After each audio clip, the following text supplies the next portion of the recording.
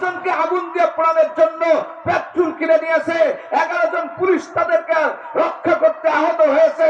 এত বড় স্পর্ধা এই দেশে কোথায় পাইনি।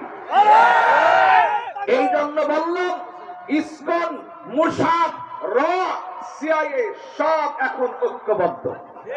দেখেন না, এই যে বিশ্বের বড় লাল কুকুর, উনি যুদ্ধবিরতির নাম দিয়া গাজার মুসলমান 22 লক্ষ মুসলমানকে বাড়িঘর ছাড়া করে এখন সেখানে উনি কি বলবেন, উনি ওখানে বিনোদনমূলক পার্ক বানাবেন। আপনার বাড়িঘর, হ্যাঁ আপনার বাড়িঘর জবরদখল করে বিনোদনমূলক পার্ক বানাবে, আপনি মেনে নেবেন? অথচ এই ইহুদি এই মুসলমানের এই আশ্রয় দিয়েছিল।